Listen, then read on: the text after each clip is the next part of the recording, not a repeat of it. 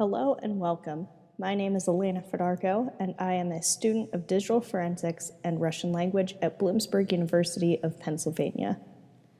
I've decided to talk about cybercrime and globalization as, being a student of digital forensics and Russian language, much of my attention is focused upon cybercrime in the news as well as the relations between the United States and Russia.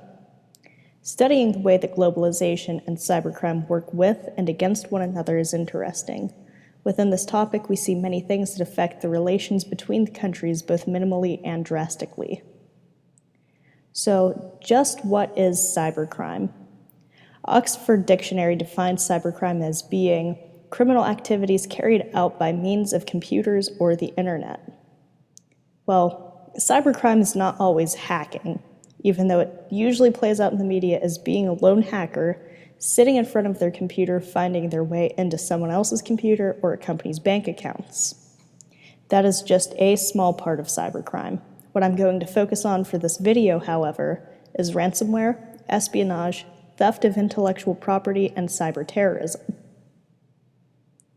Now, let's talk about whistleblowing and international relations. There are a few notable faces of cybercrime. We all know specifically who Edward Snowden is, as back in 2013 he had gotten in touch with some journalists and leaked information about the United States government and its spying on the day-to-day lives of its citizens through monitoring of web searches and surveilling people's social media accounts. What you may not understand, though, is his link to international relations in this respect.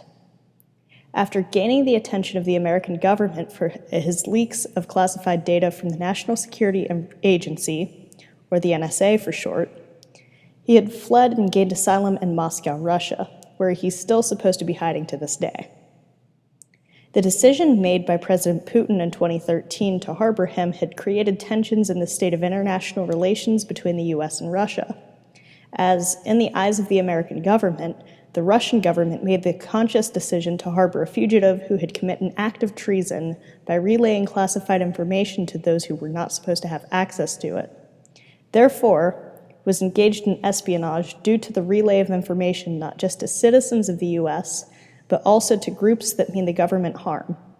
This created additional tensions between those two countries specifically, as Russia to this day is still protecting Mr. Snowden from extradition. Additionally, we also have Julian Assange, who was the hacker responsible for the WikiLeaks website. He was originally from Australia, and when he had founded WikiLeaks in 2006, it was a slow burn until 2010, whenever it became very popular due to leaks by Chelsea Manning. In 2012, Julian Assange had sought asylum, which was revoked recently in 2019, and his trial begins this month in October and will likely end in February of 2020. He had lost his asylum in the Ecuadorian embassy back in 2012 due to many of his very controversial leaks. So just what does whistleblowing and international relations have to do with anything? In the cases of Julian Assange and Edward Snowden, we see whistleblowers fleeing from their homes due to the danger that they are placed in by their own countries from calling attention to the wrongdoings of their own government or other governments against their people. Sticking with cybercrime and international relations, you have incidents of hacking between countries. For example, in 2016, there was the US election scandal between the United States and Russia. In 2006, there was China's cyber espionage units, where it was discovered that the Red Army of China was hacking into many American companies. Recently, just this year, for example, was the Hawaii versus US government trial, where the US government was stating that the Chinese company Hawaii was spying on American citizens through their cell phones. So, how does hacking impact international relations? Hacking has a much larger impact on international relations than what most realize.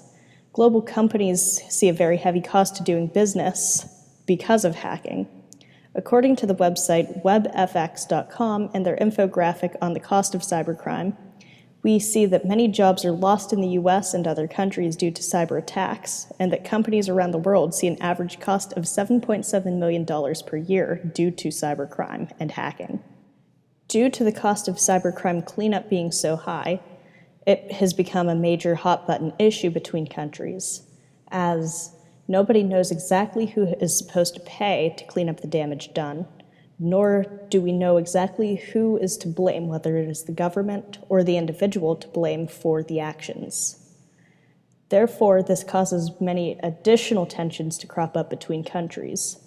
What we see a lot is individual countries having issues with hackers hacking other governments and then saying that they were inspired by their country's viewpoints.